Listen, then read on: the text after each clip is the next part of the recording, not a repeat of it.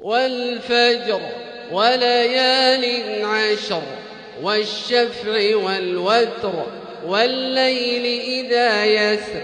هل في ذلك قسم لذي حجر ألم تر كيف فعل ربك بعاد إرم ذات العماد التي لم يخلق مثلها في البلاد